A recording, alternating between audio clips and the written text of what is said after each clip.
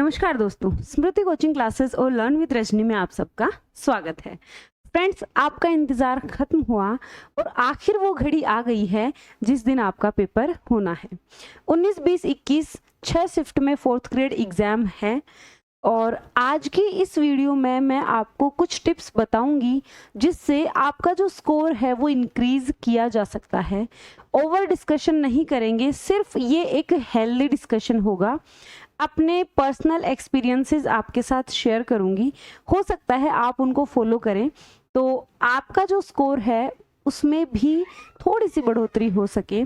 Paper को attempt कैसे करना है, क्या क्या चीज़ें आपको फॉलो करनी चाहिए, निगेटिव मार्किंग से आपको कैसे बचना चाहिए, इस वीडियो में हम इन्हीं बातों पर चर्चा करने वाले हैं।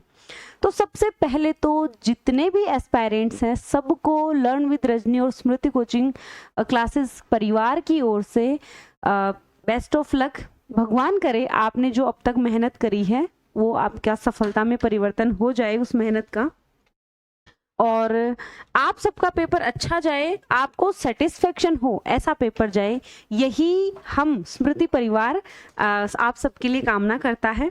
चलिए बात करते हैं कि पेपर को किस तरह से आपको अटेम्प्ट करना है जिससे कि आपका अगर स्कोर 80 बन रहा है, जब भी आप टेस्ट दे रहे हो, क्योंकि आप टेस्ट सीरीज तो दे ही रहे हैं, जब भी आप टेस्ट दे रहे हैं आपका 80-85 स्कोर बन रहा है ना, क्वेश्चन सही हो रहे हैं, ऐसा क्या और आप ऐड कर सकते हैं जिससे कि आप इन प्रश्नों में और बढ़ोतरी हो सकती है, या फिर ऐसा क्या आप करें जिससे आप निगेटिव मार्किंग से बचें। क्योंकि इस जो एग्ज़ाम है, इस एग्ज़ाम में वही बच्चा बाजी मारेगा जो एक तो सिली मिस्टेक्स को अवॉइड करेगा और निगेटिव मार्किंग से बचेगा। ट्रस्ट मी गाइज, अगर आपने इन दो चीज़ों को फॉलो कर लिया आपकी मेहनत जरूर रंग लाएगी। देखिए, सबसे पहला तो है फॉलो रिजेक्शन मेथड। आपके 120 प्रश्न आएंगे, 2 घंटे का आपके पास टाइम रहेगा। ये ऐसा टाइम है कि बहुत ज़्यादा कम भी नहीं है और बहुत ज़्यादा टाइम भी नहीं है, एक एवरेज टाइम आपको मिलने वाला है। आपको क्या करना है, कोई भी सब्जेक्ट के आप प्रश्न कर रहे हो, आपने 1 नंबर से अटेम्प्ट करना शुरू किया है तो 1 नंबर से आप अटेम्प्ट कर रहे हो, रिजेक्शन मेथड को फॉलो कीजिए। आप अगर रिजेक्शन मेथड को फॉलो करेंगे उससे सही प्रश्न, सही ऑप्शन फाइंड आउट करने में आपको बहुत ज़्यादा हेल्प मिलेगी। दूसरा है टेक कैलकुलेटेड रिस्क। ये सबसे इम्पोर्टेंट चीज़ है जो आज की वीडियो में मुझे अच्छे से एक्सप्लेन करना है आपको, कि आपको कैलकुलेटेड रिस्क लेना है।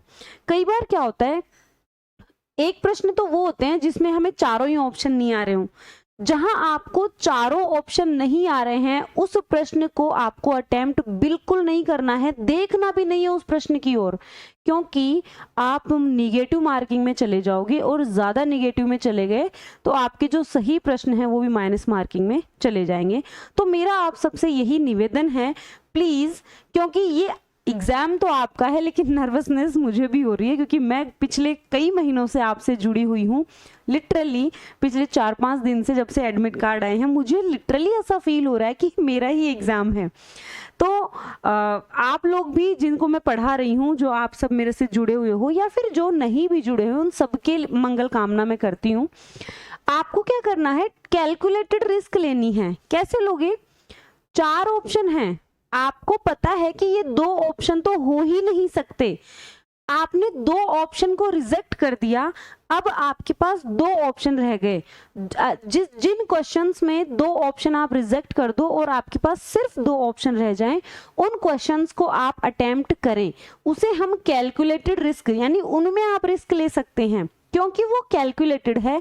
10 प्रश्न आप करेंगे तो इतना भी गलत नहीं होंगे, क्योंकि 50-50% चांसेस होंगे वहां पर आपका क्वेश्चन सही होने का। तो कैलकुलेटेड रिस्क लेना, जहां आपको लग रहा है कि यार ये नहीं हो सकता, उसको छोड़ देना। Silly mistakes, don't do silly mistakes, silly mistake नहीं करनी है। सिली मिस्टेक सबसे इंपॉर्टेंट चीज, आपको ये ध्यान रखना है कि क्या है और क्या नहीं है। कई बार एग्जामिनर पूछता है कि निम्न में से कौन सा सही है, निम्न में से कौन सा गलत है। गोला लगा लेना सही और गलत जो पूछ रहा है, वहां आप एक तो इस सिली मिस्टेक से बचेंगे। दूसरा, आप अपने रोल नंबर वगैरह भी बहुत अच्छे से शांत दिमाग से फिल करेंगे। तीसरा, OMR शीट भरते वक्त आपको बहुत अटेंटिव मोड में रहना है। कई बार हम क्वेश्चन तो सही कर देते हैं लेकिन ऑप्शन भरते समय हम सिली मिस्टेक कर देते हैं, तो इन सिली मिस्टेक्स से आपको बचना है। आगे है अटेम्प्ट फुल पेपर। ये मैंने क्यों लिखा है? हम तो पूरा पेपर अटेम्प्ट करेंगे, बिल्कुल आप पूरा पेपर अटेम्प्ट करेंगे, लेकिन यहाँ मेरे कहने का मीनिंग बस इतना सा है कि कई बच्चे ऐसे हैं, क्योंकि बहुत सारे सब्जेक्ट्स आपके हैं, कई बच्चे ऐसे हैं जिन्होंने इंग्लिश को टच भी नहीं किया, कई ऐसे हैं जिन्होंने मैथ को टच भी नहीं किया, लेकिन आपको फुल पेपर अटेम्प्ट करना है। क्योंकि अगर आपने उनके प्रश्न भी निकाले हैं, हो सकता है कोई सेम PYQ ही आपके पेपर में पड़ जाए। तो आपको चाहे मैथ हो, चाहे इंग्लिश हो, चाहे हिंदी हो, पूरा पेपर अटेम्प्ट करना है। हर एक क्वेश्चन आपको अच्छे से पढ़ना है, ठीक है। दूसरी चीज, मान लीजिए मैथ के क्वेश्चन आपको सॉल्व करने पड़ेंगे या फिर कोई और जो भी सब्जेक्ट है, आप किसी क्वेश्चन पर अटक गए, वहां आपको टाइम वेस्ट नहीं करना है। डोंट वेस्ट टाइम, वहां आपको टाइम वेस्ट नहीं करना है। कई बार क्या होता है, इनफैक्ट ये मेरे साथ भी होता था, कई बार होता है हम किसी क्वेश्चन पर अटक गए और हमें पता है कि ये क्वेश्चन हमारा पढ़ा हुआ है, लेकिन हम उसको रिकॉल नहीं कर पा रहे, वहां हमने 10 मिनट खराब कर दी। तो आपको इन चीजों से बचना है। आपको 10 मिनट या इससे ज़्यादा या इससे कम टाइम वेस्ट नहीं करना है। आपको थोड़ा सा कंसंट्रेट कर लीजिए खुद को, जहां आपको लग रहा है यार मैं यहाँ अटक गया, कोई बात नहीं, एक डीप ब्रीथ लीजिए। डीप ब्रीथ लेने के बाद आप थोड़ा सा कंसंट्रेशन करिए और ये सोचिए कि ये मैंने कब, कहाँ और कौन सी बुक या कौन सी वीडियो में पढ़ा था। अवॉइड ओवर डिस्कशन बहुत ज़रूरी है। जैसे मैं यहाँ आपको चीज़ें बता रही हूँ, वैसे ही आपको बहुत सारे टीचर्स, बहुत सारे आपके जो फ्रेंड सर्किल है, आपके जो क्लास फेलोज हैं, सब बताते हैं। लेकिन आप डिस्कस करना अच्छी बात है, लेकिन ओवर डिस्कशन से आपको बचना है। बहुत ज्यादा डिस्कशन मत करिएगा।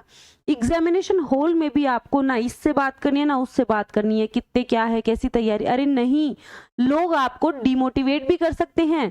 लोग आपको ये भी कह सकते हैं, भाई मेरे तो 110 सही होते थे टेस्ट में, अरे भाई मेरे तो 100 प्रश्न सही होते थे टेस्ट में। नहीं, आपको नहीं मानना है और आपको डिस्कस करना ही नहीं है किसी से, ठीक है। आपको इन चीजों से बचना है। दूसरी चीज, शांत चित्त के साथ एग्जाम देने जाना। आज आप वीडियो देख रहे हो, मेरे कहने से अपना एग्जामिनेशन सेंटर, अपनी सिटी, कहाँ, कौन सी सिटी में और कौन से सेंटर किस जगह आया है, किस डेट को आया है, एक बार मेरे कहने से एक बार के लिए अपना एडमिट कार्ड और चेक कर लेना। इनफैक्ट मेरे खुद के कजिन के साथ ऐसा हुआ था कि उसको कहीं पर मेडिकल देने जाना था और मेडिकल की डेट थी मार्च में और वो उसी डेट पे फरवरी में वहां पहुंच गया था। तो ये डेट का इशू भी रहेगा, हो सकता है 19, 20, 21 में। मैं ये नहीं कह रही कि आप बेवकूफ़ी करोगे, लेकिन ये एक मानवीय भूल है, हो सकती है, आप इंश्योर कर लेना इस चीज़ को। और आपको क्या करना है, एक चीज़ दिमाग में रखना कि आप अपने टारगेट सेट मत करना कि मुझे तो 120 में से 110 तो अटेम्प्ट करने ही हैं। प्लीज आप इस टारगेट को सेट मत करिए। आप अगर 90 प्रश्न भी सही कर रहे हो ना, सही, अरे भाई आप हाईली सेफ जोन में हो। आप 80-85 भी सही कर रहे हो, आप सेफ जोन में हो। टारगेट सेट मत करो। हो सकता है इतना इजी पेपर आ जाए कि आप 100 प्रश्न अटेम्प्ट और सही कर पाओ। हो सकता है पेपर थोड़ा मॉडरेट आ जाए कि आप 90 प्रश्न सही कर पाओ। तो आप टारगेट सेट मत करिएगा। तो ये कुछ बेसिक चीजें हैं जो कि मैंने आपको बताई हैं। हो सकता है ये चीजें आपको पेपर अटेम्प्ट करने में काम आएंगी और फायदेमंद रहेंगी। इन चीजों को फॉलो करिएगा। और ऐसा जरूरी नहीं है, मैं सिर्फ आपको अपनी राय दे सकती हूँ, सजेशंस दे सकती हूँ और सही सलाह दे सकती हूँ।